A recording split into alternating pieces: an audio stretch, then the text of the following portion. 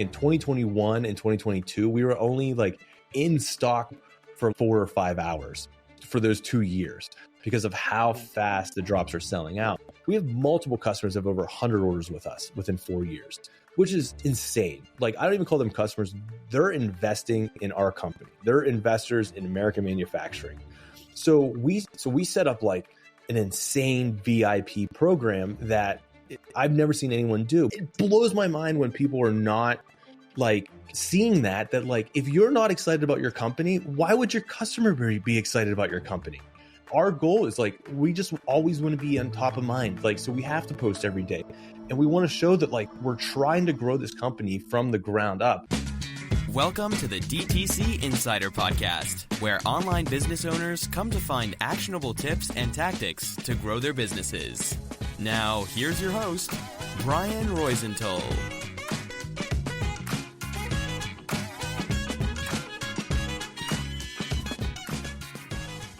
Hey, welcome to another episode. I'm super excited to interview Brandon Horoho today, the founder of Montana Knife Company, a 30-year overnight success, as he says. That's how this company's explosive growth story begins, actually. Brandon and his co-founder, Josh, launched the company in 2020, but Josh had been crafting custom knives since he was 11. I was playing with toys. I don't know what you were doing at 11. The idea was to mass produce high quality knives that could reach a wider audience while still maintaining craftsmanship. The results, well, you will hear from the man itself, but from low 7 figures in 2021 to 8 figures in 2024. That's some growth right there. Their products sell out in minutes. They built an email list of over 1 million customers, and now they're focused on becoming a household name, expanding beyond their niche with paid TV ads, podcasts, and influencers. In this episode, we'll talk about their journey, how they built a fiercely loyal customer base, and the lessons they've learned along the way. Hey, Brandon, thanks for being on the podcast today. Oh, Brian, I appreciate it. Like any chance I get to chat with a fellow marketer, and then also to, talk about this crazy business we're building right now it's always worth my time. Yeah, likewise. Did I get your last name correct? You did. You nailed it. Great. I appreciate that. It's a wild one. Yeah, I know. We understand each other because I have a tough last name as well. So I appreciate when someone at least tries to get it right. So right. Yeah, I know how it goes. But anyway, why don't you start by telling me this, because I'm sure that everyone in the audience is asking the same thing. It's like, wait, you said in the intro, Brian, that they started as like doing low 7 figures in 2021, like they launched in 2020, low 7 figures, 2021, and then 8 figures in 2024. Like, right. What did you do? Like, mainly, right? And that's a wild thing. It's like, there's so many things that we did right, from the beginning. And, like you said in intro, we always like to joke that we're a 30-year overnight success. Josh started making knives at age 11. He became the youngest master bladesmith in the world at the age of 19. So there's only like 130 master bladesmiths in the entire world. And he became the youngest, and he still holds that title. No one's become a younger master bladesmith or achieved that level at a younger age than him, which is it says volumes to his skills and what he's doing. So like this, we're a knife company that is built off the back of a master bladesmith. So like when, it doesn't matter how good your marketing is. Like I always say, I can sell anybody one knife, but the quality of our product and how much we stand behind how good our product is, that is what sells the second, the third, the fourth, the fifth, the sixth, the 10th, the 20th knife to that customer. It's just so that's half of why this company is so successful, is because of how good the product is. There's over 30 years of knife making experience in every single model. And you're like, man, how could a knife be different from the ones I buy at Costco or buy at Walmart or all this stuff? You have to feel it. You have to understand it. It's like a really good pair of leather boots. You can go down to, Payless and get a $20 pair of boots, or you can get a custom pair for $400. And the second you put your foot in that $400 pair of boots, you're like, I understand. it makes sense. I can never go back. And that's the same thing with knives, is like, there's so much that goes into the edge geometry. There's so much that goes into the metallurgy. There's so much that goes into like the handle, how it fits in the hand and like all that stuff. So that's a major component is, okay, we have an awesome product, an absolutely amazing product. And then, where the jet fuel got inserted into this company is that, when I stepped in as co-owner, co-founder, I already made every marketing mistake for the first, for 20 years before starting this company. So I always say like my greatest success is unfortunately, getting to experiment with a lot of other people's money and making a lot of mistakes on leading up to leading up to this. So it was nice to actually start this company and build this company from the ground up, from scratch, where like, I'm like, hey, like I get a clean slate of paper. Like we get to do this, the way we want to do this, how I've always wanted to do this. Because like right before this company, I was working as an in-house e-commerce expert. And then I left that position and I started my own digital agency. So I was just pairing Shopify, accounts with Klaviyo. This is back when like MailChimp, I think like, abandoned a bunch of Shopify accounts. And I was like, oh, this is perfect timing. So I was able to get in the background of like, a bunch of companies really quick and see what was working, see what wasn't working. So, I went, obviously, my history is, I worked in the food service industry for a while in marketing, and then I worked in the supplement space, and then I worked into some apparel goods. In all those spaces, we're never able to run paid ads. So I've always had to been extremely resilient on email and SMS. I could probably say confidently that I was one of the first marketers like using like SMS, like in the real early days when it was the absolute like wild west, no FTC rules. I mean, literally I was dumping entire customer lists into, I think it was like easy text and just texting people in all random hours of the night and like everything. So, like I said, to take a very big question, distill it down. What's working really well is we have a great product. And from day one, we focused on our own data, collecting our own data, our own ways to reach our customer, where we're never like ever having to rely on social media or rely on a third party. It's always been like, hey, how can we build this company the right way? It might not be the fastest, but it ended up like accelerating it because we focused on that early on. Okay, so let's try to break that question down into different parts, because I know that I threw you like a big question, but it's interesting because many people say great product, of course, beats great marketing, and I totally agree. The thing is, for those listening to this, you started with a great product, but you knew about that. Your co-founder knew about that. How did you take care of acquiring customers in the early days? Let's say 2020, big year, the pandemic hit. I don't know, what month did you start the company? Oh, I mean, like it was literally during the lockdowns. So, I mean, because I remember I was literally building the website on a flight back from the East Coast, and I think there was only 4 people on that entire flight. And unfortunately, I had to fly for a funeral. And I remember literally building the website, and then just being like, it was like World War Z. Like there's just no one that like in there. Yeah. Yeah. So you started building the company in 2020, right? Literally, the world shut down. Everyone was in their homes. How did you take that to the first million? Let's say, what was the key thing to focus on? Because for those listening to this episode, they were not running ads, right? So how did you do that? How did you get the first customers?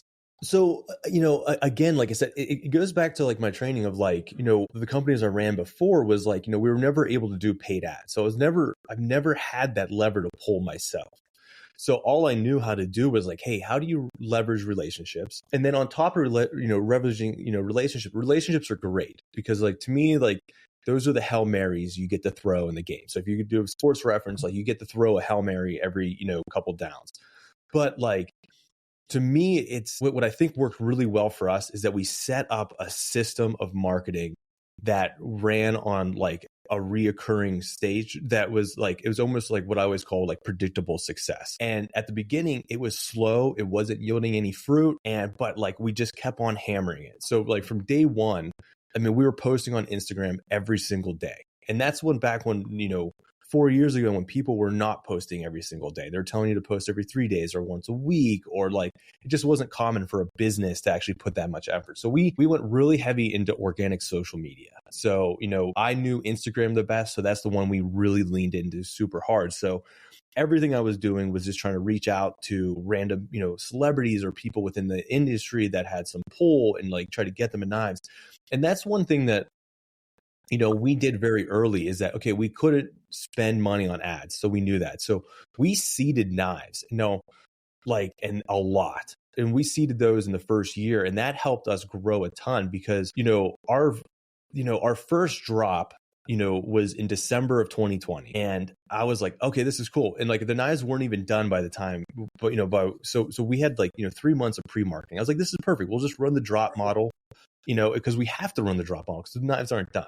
So we'll just pre-market as hard as possible. And the goal was actually never to really go and run the drop model with MKC. I was like, I just know this from the apparel world. This is a perfect opportunity. And the goal is just to get knives in stock and then just, do retargeting and stuff like that. But the first drop, so we spent 3 months documenting the process of us trying to find steel during COVID, because it was hard because all the steel that we used is the same steel that like tools use. So people were making saw blades out of it and other things. And like all that stuff got all gobbled up in the United States when they shut down all the trade.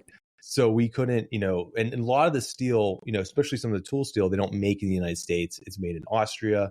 And over the years we switched over to a Magna Cut that's made in New York. But so we just couldn't get steel made, or find steel that we actually turn into knives. So a lot of my social media messaging was just the pains of trying to grow a 100% American made company from the ground up, and sourcing and finding contractors and finding businesses to help us do the blade grind and like all these things. And it was really tough. And Josh was still doing a lot of the knife making by hand. And like this first couple of batches, I mean, he was personally sharpening himself, which is like absolutely wild. So we pre-marketed super hard leading up to that first one. And every message was go sign up for our email list. Every message was go sign up for our text message. So we had a Klaviyo account set up day one. We're collecting emails, we're collecting text messages. And then I remember it, December 16th, I'm sitting in my, my bedroom office, in Montana, and like I hit live and boom, they sold out in like 14 minutes. We sold a couple hundred knives in 14 minutes. 14 minutes? Yes. And I'm like, okay, so there was definitely some pent up demand, with Josh's history, knife collectors and stuff like that. I was like, okay, that's awesome. Still blown away, like absolutely blown away. But then we were able to get another run done off that first batch. So there was a half batch left that we didn't actually finish. So we did another run, I believe was like January 18th. I still remember these dates in my head because of marketing them so hard. Yeah. And and then the second drop sold out even faster. And we're like, okay, but now we're like completely out of knives. We didn't like expect the December one to do well. And we definitely didn't expect the January one to sell out. So we thought we were going to have like a runway of knives to sell. And we're like, we're out. So we literally put everything on credit cards. We leveraged steel. We leveraged all the, the manufacturing processes and all that stuff. And we got another batch done. But that took that was going to be another 3 or 4 months before we had another drop of knives. So it's like, okay, let's just keep this cycle going. I'll just do the same thing. We'll pre-market as hard as possible for the first, 3 months leading up to that. And and in those times of those 3 months, we're like, okay, well, we still need stuff to market and talk about, because I'm still keeping this system of I want to post every day, and like I want the energy to stay up with the brand. So we started doing collaborations with brands, friends of the brand. So we did a seasoning collaboration, we did a coffee collaboration, and I was just doing like short drop cycles with those. So we would do a seasoning, I build up for 2 weeks, release the seasoning. And then I went down to local coffee roaster and we did a collaboration with them, did, 2-3 week hype, did a release with them. And then we started getting the t-shirts, hats, stuff like that in that short time. And that helped, kind of fill the gap of what to talk about market. But as that time, we're bringing new customers into the fold. We're getting their data and they're understanding the brand. They're falling in love with the story. And then we had our third knife drop, and 3 months of marketing. What do you think happened?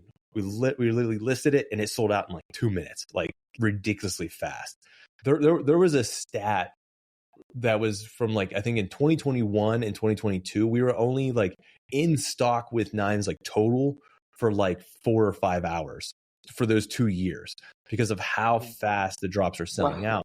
And people are like, oh, you're building scarcity, you're doing all this, but like, trust me, we're not doing it. Like, it was never meant to be a scarcity thing. It was meant like we literally were buying enough steel that our credit cards would allow us to buy.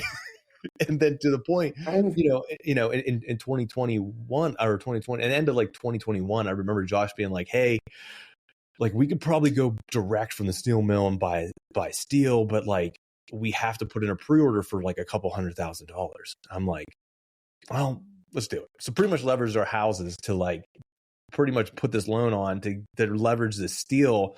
And it was a big gamble for us and it absolutely paid off. But so and again, I kind of have to explain how the company was getting built, because like at the same time, we're not just building a marketing engine, we're also building a manufacturing engine. Like we're building two businesses at the same time. So those two have to work like simultaneously together, and seamlessly too, because like I need knives to sell and then they need to be able to make enough knives. And it's a really cool like dynamic that we have. Like I work extremely close with our COO the most, probably, like him and I have to go lockstep so that we can actually build this business at a rate that doesn't break things too. Okay. I love the story. There's a lot, I know. And it looks like you were going from pre-order to not pre-order, but yeah, something like that, right? From drop to drop with no, let's say, ongoing stock for 6 months, a year? Oh, I mean, it was over 2 years that we've ever. 2 years. It was 2 years, and we tried to go in stock in December of 22 was our first try of like, hey, here's like the model that we launched the company with, like the Speed Goat and the Blackfoot. Like, hey, let's try to build up so much backstock that no matter how hard we marketed, like we couldn't sell through. And and we tried to do that in December. We built a couple thousand blades, which was a huge drop for us, and they were gone in like a week. So there was never like really a point until we were in stock, and like the only thing that stays in stock right now are some of our really, really niche knives. Even that Speed Goat that we, launched the company with, we just launched that Saturday, as a secret drop, and that still sold a couple thousand units in like 30. Like, so like as much as we're still technically not in stock, only with just some niche knives that have very niche causes and like a very targeted customer. But like our general, like our annuities, like our flagship blades, like we just can't keep in stock, and we're going 5 years into this. Okay. So I want to, before we move on into the journey, I want to ask you a few questions about that moment. Like, you said a few interesting, well, everything was interesting, but something that I would like to highlight now. One, the fact that you were going against the grain and against the rules at that time with regards to the, Instagram posts and all the stuff like the cadence. So I wanted to ask you, how do you decide to post every single day when nobody was doing that? And what did you post? Who did that? Were you or Josh going on camera? That's one thing. And then I would love to address the fact that you started collaborating with brands since the early days. Mm-hmm. And we've been talking on the podcast about the fact that brands these days need to stop hiding behind the storefront, because that's not going to cut it anymore. It never did, but they could get away without it. Now you need to go out there, collaborate with their audience, brands, mm-hmm. and that. So I would love to start there first. The Instagram posting, how did you manage to do that?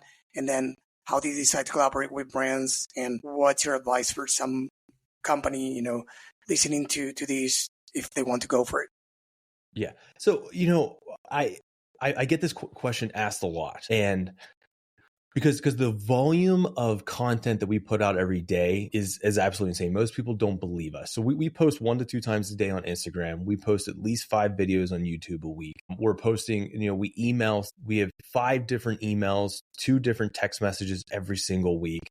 And then that's on top of we also have a bunch of other additional auxiliary content getting posted on Shorts and getting posted on TikTok, getting posted on different platforms and stuff like that. So I think we figured it out. It was something like 40 or 50 different pieces of original content getting getting created every single week for MKC. And what it all comes down to, and when you're like, well, why were you posting every single day when no one else was posting, and why you're doing all these collabs and all this stuff, is like, when you really distill it down, marketing anymore today is like, and like you're saying, there's all these brands that just kind of like hide behind their logo and they just run ads, and they like, then it just comes like balancing out of like, how cheap can they get their CPM and like all this stuff. And it's like, right now, what's working is like, who has the most energy?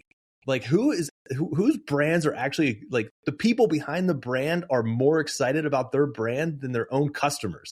Like, yes. And that's the thing, is like, it blows my mind when people are not like seeing that like, if you're not excited about your company, why would your customer be excited about your company? Like, that's like so the idea is like, our goal is like, we just always want to be on top of mind. Like, so we have to post every day, and we want to show that like, we're trying to grow this company from the ground up. And like, we want to show other companies how to do this, especially American made companies. And like, the only thing that's going to beat AI in the next couple of years is literally two humans coming together and being like, hey, this is cool. Like, we're friends, like we're showing emotion, like we're doing the human thing. Like, that to me is like the biggest thing. So like, when I talk to companies, that are asked for advice on marketing, like, hey, how'd you guys do this or do this? Like look at your brand from the outside looking in. Do the owners, do the employees look excited about working at the company? Does the marketing look, excited about the company? I can't tell you how many marketers I talk to, and it's like, they're not even excited about the product they're selling. And like, that's like, and I understand, like, someone has to sell like prosthetic legs. Like, I understand that. Like, but like, you might not be excited, but you can believe in what you sell, right? Because that might not be the sexiest thing to sell, but you believe that you're changing somebody's lives because you have the best product around, right? Bingo. Yes. Yeah. So like, so that's my biggest thing, is like, I don't look at it as marketing. I look at it as like energy moments. Because people, because like another very odd thing that we do is like, our email send is like, it, like when you talk to any of our Klaviyo reps or anybody like in email, like they think we're absolutely insane, because we'll send out 3 emails to our most active segments every single Thursday, 3 emails in one day. And we have such a low unsubscribe rate because of how much energy we put into our emails. And like, we're excited about the knife that is dropping Thursday night. And our customers see it, our customers feel it. And it doesn't feel like we're trying to like sell them. We're like, no, this is the greatest knife. Like, and it really is. Like, every model that we're coming out with has a certain case use. And, and like all of our emails have dedicated photography and all, like, so it's like the amount of, that's where I think a lot of brands, like, and I hate to say it, but like, there used to be this old book out, this book called, like, I think it was called The 4-Hour Work Week. And the idea was like, how could you Yeah, and he's amazing. And like, I think like I read it the wrong way, because like, instead of me just like starting a business and like driving off into like and then going on vacation, like I ended up reading that book and then just like starting 5 businesses and then filling up more than enough for a 4-hour work week. So, but that book, I mean, like, so the idea is like, how, like, I feel like that was like, there was a generation that was just trying to do as little as possible and get the greatest reward, versus like, hey, like, if you put the 10 times energy into something, you'll get 10 times the results. Oh yeah. I think it was, I don't know if it was Alex Hormozy or somebody else who said that something like, success comes from extraordinary results come from ordinary actions for an extraordinary period of time, and not from extraordinary actions for a short period of time. Right? Bingo. That's it. So, and that's MKC right there. Because like, I like everything we do, it's all about the system. Like, when we started this company, you have to understand, like, most companies would be like, oh, it's a knife company, it's a hunting company, let's go start hunting films and let's go do all this big exciting stuff. I was like, the first thing we did is like, we set up Klaviyo, we set up text messages. And then the first contractor I hired was my buddy at Flux, who runs one of the best SEO companies in the country. Remember, we haven't even sold a knife yet. And I'm hiring an SEO company because I know how important that is going to be in 5 years. And it's like I have goosebumps, but it's like one of the greatest bets I've ever made. And now, we're a knife company. Our digital footprint of our website is greater than some of the knife companies that are 100 years old, that have a 100-year head start on us, that were around before the internet. And we have a better digital footprint because of them, because we focused on the boring stuff that other people didn't want to focus on. So, when you search a certain type of knife steel, our website comes up. When you search how to best hunting knife, our website comes up. When you search how to sharpen a knife, our website comes up. So, and remember, like, I learned all this by making the mistakes of like focusing on the first downs and focusing on the fireworks versus focusing on the, by focusing on the Hail Marys and the fireworks versus focusing on just getting a first down every single day. And that's like, and like I said, I think that's the true, like jet fuel that kind of, boosted this company. And like, we're just seeing paid dividends right now for it. Yeah. How many were you in the team when you, let's say the first year? So, the first year it was just Josh and I and a couple helpers. Literally, I think the first year we ended the first full year with like 6 employees. And how many of you are today? Today we have close to 80. Wow. Yeah. So I don't want to go into each, revenue point because it's going to be taking forever, but I'm super curious about all of that. But I will ask you, was like the inflection point, that moment of growth in which you said, well, we got this far, with these boots or sneakers, but now to keep climbing the mountain, we need to, change the way we do things, to operate or to do things. When was that time? Yeah. So, and it's weird because it almost is more on the manufacturing side. Because with us being, sold out for so much in the first couple of years, one of the growth agencies that we are partnering with right now, they actually wrote an equation to figure out how many knife sales we had lost when we sell out too fast in like 3 minutes. So they wrote the equation based off of traffic over a 2-hour period.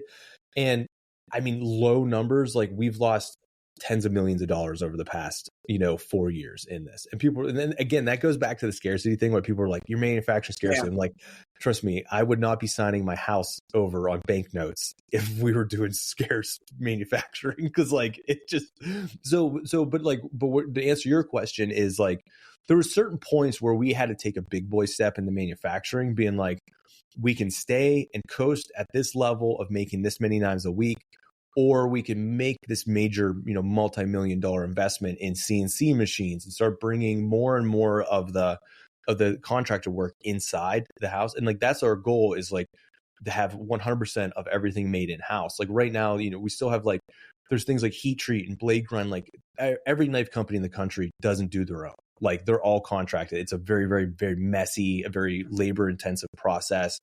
Very specialized too. So there's a lot of processes that are done out of house for everybody in the knife industry. But like, we're starting to bring a lot of that in house. And that's something that's like, those are those big key points, because that allows us to make larger volumes of knives at a faster rate.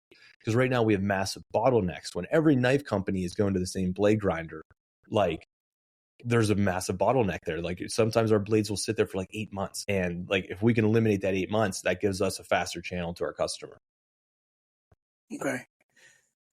So it looks like it's more of a manufacturing problem rather than a demand problem or a marketing problem. So it makes sense that you're figuring that out. Totally. And don't get me wrong, there's still marketing problems because like I said, because also, Facebook and Meta, they're starting to get a little bit lax on this, but they've always declared us as a weapon. It doesn't matter if you're, if it's a chef knife or if it's a hunting knife or if it's a tactical knife, if it has a blade on it, they lump everybody together and they consider us a weapon. So that's why we weren't able to run ads for the first 2, 3, 4 years, was just because like we were just restricted. And then also too, like our inventory always restricted us. So you couldn't do, right. Yeah. Cost per click and all that stuff. So there was multiple things, but over the past couple months, we've been able to get some paid ads run, but they're not like, hey, buy this knife that, thousands of people have, given 5 stars for. It's like, it's more brand ethos ads, like, more of the brand and more of the lifestyle of Montana and more of the ranching, and, some of our apparel gets through, and sometimes we can get every once in a while we can get a culinary knife approved and stuff like that. But it's not a very, very direct, route that it makes most like, performance, marketers kind of, squeamish when they look at our stuff. Which was the year of the biggest growth? Let's say, I know you've been growing steadily for the last few years, or I would say exponentially, but Yeah. what was the year in which you said, this changed? It's like I'm trying to reframe my previous question, but looking for a different angle as well, because I get that there wasn't an inflection point, but maybe there was a year in which you said, oh, okay, this is a different animal, and we Yes. are doing process besides the manufacturing, talking about marketing things differently. Like in 2024, you've been able to start running ads. Did that affect or impact positively or negatively in your growth? Or otherwise, why are you, I don't know if dabbling in revenue, but growing exponentially every single year? Yeah. And that's what we've been like doing. And it's been a steady growth the entire time. So there hasn't been like a true like, hey, we were just kind of coasting and then some point just happened and we started doubling. It has been an exponential growth. It's been more than double every single year since we've started. And so, the biggest thing, I think our biggest year of growth was last year. That's the first time we ever hit like 8 figures. And, our goal was, and it's wild because our original goal that we set out that year, we ended up beating probably by 30 or 40% last year. And honestly, that was more due to, like I said, the manufacturing side being able to make enough knives to quench that demand. So that's like a huge part. Like as much as we would love to just like, put a big PO in with China and just have, 4 times, the amount of knives show up, like, fortunately we can't do that. So there is like that give and take. But the big change is like we're starting to see that email list grow. That's the thing is like if I can email, close to 1 million people every single Thursday, that changes things just by the numbers, the amount of people that are hitting our website. In 2022, we only had 1 million people go to our website the entire year. This year, we're getting 1 million people to our website every single month. Wow. So it's a much different animal than it was, 2 years ago, just by the volume of the people that are interested in the brand. Okay.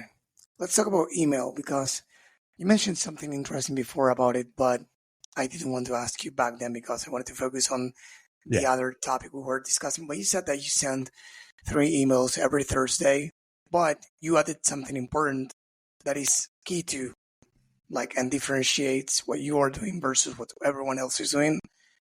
You sent those 3 emails to a highly engaged audience. I don't know if it's VIP customers, but highly engaged customers or highly engaged people, regardless of whether they're customers or not. But the thing is that you don't blast everyone with everything every single day. So there's a reason for you to do that. So could you please go more in depth in your email strategy? Yeah. And I'm still emailing as many people as possible. Like I want to get that very clear, but like when you're a marketer owned business, a lot of the vanity metrics that most marketers care about, like when you own the company, I know the list size doesn't matter if they're not engaged. So we we always run a 90-day engagement. Like we only run a 3-month engagement. If you haven't visited our website, you haven't opened an email, you haven't clicked an email, or you haven't purchased something in 90 days, you're off the list. Like we want you to be constantly engaged with the brand as much as possible. And obviously we'll do list cleanings and we'll do some re-engagements with those people that haven't been on there. But that's our biggest thing is we want to have the most engaged people on our list. If you're Looky Loo or whatever, we're our company's just moving too fast to have, kind of dead weight on the list. So, and that's, a lot of brands, a lot of marketers and house brands and stuff like that makes them kind of because that's usually a market, a metric that their pay is judged by, or their bonuses, or hey, we're gonna have 1 million email list. It doesn't matter. I mean, I've worked with, I've collabed with companies that had, a 1.8 million person list, and we'll get 3,000 people sent to our website. I was like, dude, your list is dead. Your list is fake. There's junk in it. You need to clean that up. And that's killing their deliverability and their inbox trust and all that stuff. So that's one thing. Our list health is so important to us because of how hard we email and send and all that stuff. Because we'll average a 50% open rate on some of our highly demanded knives. We'll push up into the 60s and stuff like that. And we're doing it with a massive list too. It's not a small list. Yeah. What do you think you do differently when it comes to the content in the email? You said that you put a lot of work from the photography to the content. like Mhm. highly relevant content for your audience. So could you please give an example? Yeah, totally. So like, I mean, honestly, our marketing content team, they put in more effort into our emails than I've seen most companies put into their TV commercials. Like, and I'm not kidding when I say that, like every single email has a dedicated photo shoot to a dedicated colorway of a certain knife that is dropping that Thursday. So if you go and sign up for emails, you'll see what I'm talking about. And our emails are very, very like visual, because like all of our customers came through Instagram. So that tells me that they're not the Twitter crowd who wants to read and write, and they're a visual customer. So, that's like our other big thing too, is like we know our customers. So like so our emails match the look and feel of the avenue they came into our brand. So it's something familiar. It's what they want to see. Because it's crazy. Like there's many brands that like have this big view, like beautiful visual presence on Instagram and TikTok and YouTube. And then you go to their website and you sign up for their email, and it's like this old school like copy marketer. And I'm like, you have all this beautiful content. Like I came here because like there was literally a fireworks show thrown in front of my face, and I wanted to come buy your product. And then I get your emails, and it's like 2024 copy, talking about benefits and stuff like that. Like, no, like give the people what they came into your customer. So like that's one thing that we do. And also too, like our emails, like I hate the word newsletter. Like I wish we could abolish that from like our marketing like world, because a newsletter to me is just lazy. It sounds like you're walking the dog. You're like, it's something I got to do. I need to announce all the things that are cool with my company. Like, so it's like you jam 8 different call to actions in email, and like no one reads emails anymore. Like to me, like our email is a notification. It's like this one message, I'm hammering it in. This knife is here to go. Click on it, and then it's dropping Thursday. That's all it is. Don't even click through the website. Don't even just look at the email. Just know when to show up is what we're pretty much telling people. And do you do other type of emails, like, I don't know, to those who already bought, besides the product drops? Like once they buy, do you put them in a post-purchase journey, with education videos, content? What do you do there? We have some very, very, it's our lack of flows is insane, just because of how heavy we are with campaigns. We do a drop every single Thursday of the week. We have 52 drops planned this week. 52 drops planned this year for every Thursday. We also have Saturday drops, and then we drop our apparel on Tuesday. So there's really not enough room in our ecosystem to actually do flows and like retargeting and stuff like that. So it's just something we're not doing, but that's how we built the marketing and the energy of this company. So that's like there's something to talk about all the time. To me, like, I always joke my biggest fear is to work for a company that sells one product. Like that, like I joke with my buddy Graham, who owns Go Fast Campers, and he sells like one of the best campers for your truck bed. But I tell him, like, your business model scares me, because I feel like I'd run out of things to talk about in like 3 months. At least like I have a new model of knife, to like talk about every single week. We get to change the copy, we get to change the customer, we get to change everything depending on if it's a chef knife or tactical knife or hunting knife. So for us, it's all about like when you build in the manufacturing into your marketing, and like when things are done, like you build this energy that's just you can't replicate in flows and stuff like that. Could you please talk about your VIP program? I know you do something unique there, so I would love for you to explain that to the audience. Yeah, so our VIP program is kind of so the idea is like, when Josh and I launched this company, like we always thought we would go into wholesale, because like that's what everybody told us is like get in the wholesale. The knife industry, it's all about big box stores. You go to SHOT Show and you place these big orders, and then you manufacture them, and then like there's a constant state of revenue, and then you can borrow against your incoming your invoices, and like use that as leverage. And for us, it was just like it started like then we started seeing like the company cared more about the big box store rep than they actually cared about their customer. And I'm seeing like, these knife companies take these big box. I'm probably shooting myself in the foot, and we're probably never going to be able to like place a big box store order ever in the history, but that's fine, because I care more about the customer using the knife than the person buying our knives to sell to a customer. and we're watching those guys and take them out on like, exorbitant hunts and dinners and like all this stuff. And Josh and I looked at each other one day and we're like, well, instead of us, giving all this money and margin away to these big box stores that don't care about us, don't care about American manufacturing, and they damn don't care about the customer they're selling it to. Like, why don't we give that back to our VIP customers? Because we started getting some customers that have we have multiple customers that have over 100 orders with us within 4 years, which is insane. Like, I don't even call them customers. They're investing in our company. They're investors in American manufacturing. So we set up like an insane VIP program that I've never seen anyone do. But like, so if you there, and the thing is like, you can't sign up for it.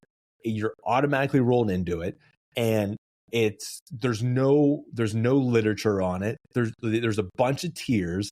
No one knows what tier they're in. No one knows the limit of the tiers because we don't know it. We're building it as we grow and as we get customers that hit different tiers and stuff like that. So, like the first one is like, you spend so much money, you get a VIP lighter.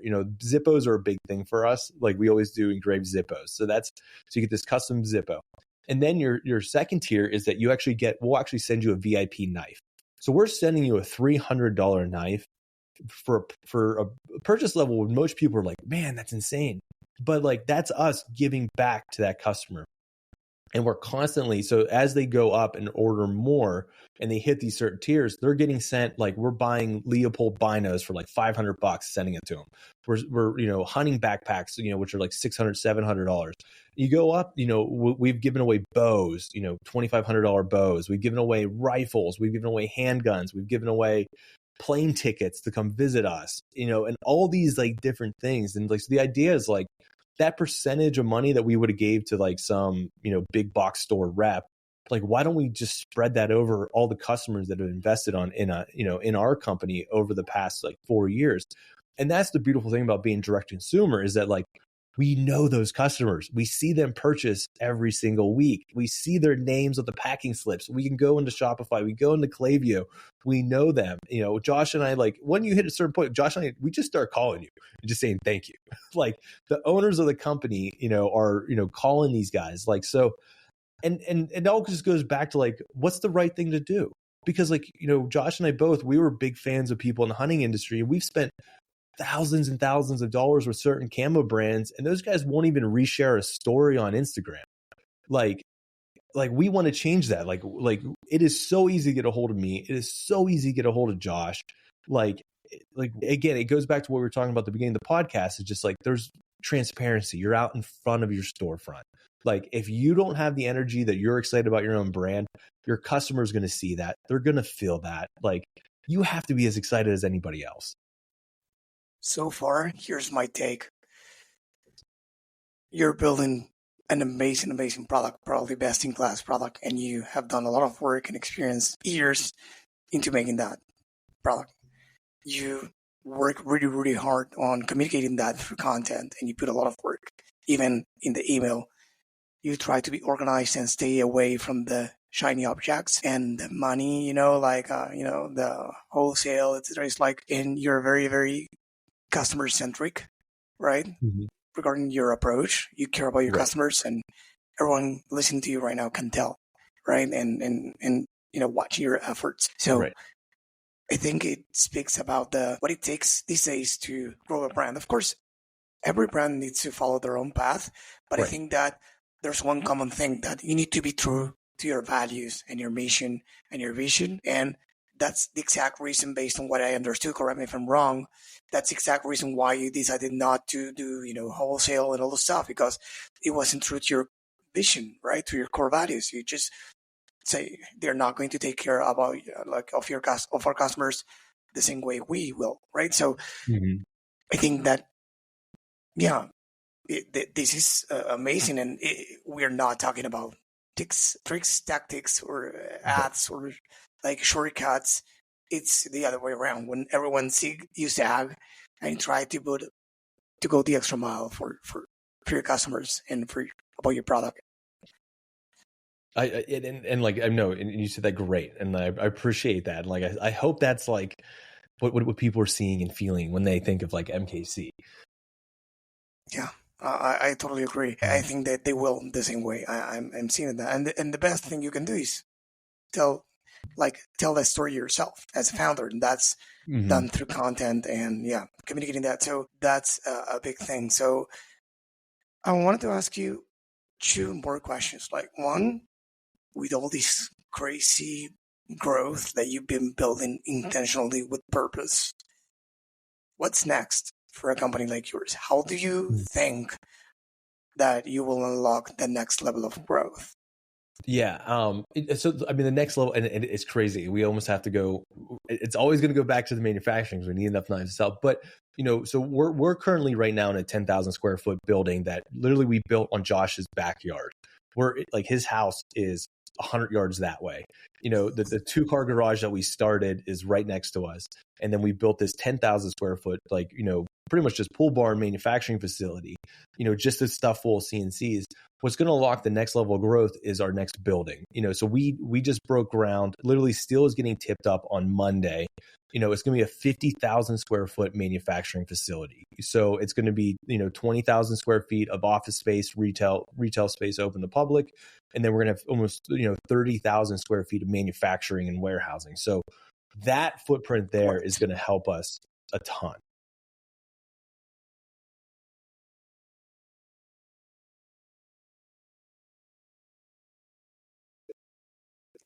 Yeah, I lost you for a second. Sorry. Yep. So I'm first off, getting back. congrats. So there, I can only imagine what you feel when you look at that garage or little space which you started back then, and now you look at the place you're building. So that's amazing. So one thing before we go, what's your advice for founders, listening to this and trying to have a balance between the long-term strategies and having cash flow right now and being in the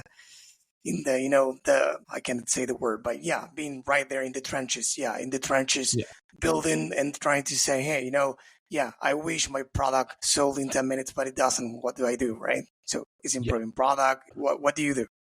What do you say? And that's a great question, because what also it comes back down to is this has always been built as a legacy brand. For Josh, this started 30 years ago. So I've always respected this as this is a legacy brand that's going to live on for generations. And when you start stretching out your timeline of how you plan a business over generations versus hey, let's build this and try to flip it to a VC as fast as possible, you make different decisions. So it's all about foundations. It's all about building up the systems. And like I said, we're not building this to flip this. So we're trying to build this for this to last as long as humanly possible. So it all goes I'm always going to lean back on systems of how can you automate your predictable successes? How can you make that as something you can do every single week? So if you can take the guesswork out and take out the decision fatigue from your business, that's when you start to really just start sprinting and moving very, very smooth. You might not move fast, but at least you'll start moving smoother. So I would take, to answer your question, as a founder is, if you are trying to sell it and flip it, that might be a different tactic. But if you're trying to build a generational brand, really, really work on your foundations, really try to set things up and stretch that timeline out. You can think about it raising a child. I'm a father of twins, 5-year-old, a boy and a girl. And I know, they first need to learn how to crawl, how to walk, how to, eat, and then they will run and do the other stuff. So for a brand, it might be the same stuff. Everything requires money. It's time. People are anxious. But if there's demand for what you're selling, nobody hurries you. Yeah. Amazing. Well, you dropped a lot of value bombs. There's a feature in the tool I use to record this, and in which I can, mark some things for, clips, and I exceeded the max capacity probably. I've been clicking it every single minute you were speaking. Yeah. So before you go, one last thing. Is there a person that you can think of right now that you're grateful for their advice, guidance, or something else, some other reason, and you want to give them a shout out? Yeah, absolutely. So, one of our advisories, or one of the guys that's on our board it's been an advisor for us from day one, is Kip Fulks. He started Under Armour. And then he's been helping a bunch of other great American made brands. And he's been just so good at helping us look a couple years ahead, being like, hey, I've seen this happen. Hey, this has already happened to me. Like, hey, you're getting into this phase. So he's just done so well, with keeping us on track, but then also too, we always joke too, that he always keeps the wolves away too, so whenever someone does try to come in and invest, Kip, what do you think of this? He's like, get out of here. And he's always had great advice there. So, I appreciate his guidance. He puts out a lot of really good content himself. He's not a big Hormozy guy, but his stuff is really good, and he's built big companies. He's built Under Armour. He's helped Origin. He's helped all these other, he's building a brewing company. He's building his own outfitter. So he's just a solid dude. But that, and that's what, and when I want to end the podcast with this message is that and I've been trying to push this more, especially on these marketing podcasts, there's a lot of marketers focus on how to do as little as possible and get the biggest return. All I ask is that at some point, if you're a really, really good marketer, or you own a digital agency, or you own a marketing agency, work with one American-made brand in your business life cycle. Try to help one American-made brand, because that's more than just generating revenue. It starts to build, that American-made brand has to hire employees in that town. That affects the local economy, it affects the state, it affects America. So if I could just one call to action is if you're a really good marketer, just for one project, for one company, or just go start it yourself, just do American made, just because like I said, it's hard to make a company. It's hard to make a product in the United States. It's almost even harder to market it, because usually you have to go to a higher price point. But if you're good at it, and you get people to trust your product, it's worth it. And it's also more fulfilling, because that you're affecting people that are not in some factory where you don't even want to live in those conditions yourselves. I can go downstairs and have a beer with everyone making a knife, and I know that when we hit sales goals, they're doing better. So that's always my big call to action. To any marketers listening to this, try to at least start one American-made company, or just apply to work for us. We have 4 marketing positions on the website right now, so that's open invite. Amazing. And where can people go to learn more about you and the company? Yeah, so Montana Knife Company on all the major social media platforms. Our website, my Instagram is just my name, Brandon.Horoho. I'm more active on Instagram than anywhere else. Really? Feel free to DM. Yeah. Feel free to DM. People like you are available on LinkedIn, so Instagram is your thing. Okay. Yeah, LinkedIn, I that inbox, I need to go and clean that up a little bit. But in Instagram, that's where I live, and I'm marketing MKC at the same time. So. Well, Brandon, again, it was a true pleasure having you here in the podcast. And for everyone listening to this, thank you first. Second, if you go to the DTCinsider.com and find the episode, you will see all the show notes, including Brandon's social handle, in this case, Instagram, and of course, their website. Yeah. Brandon, again, thank you for being here.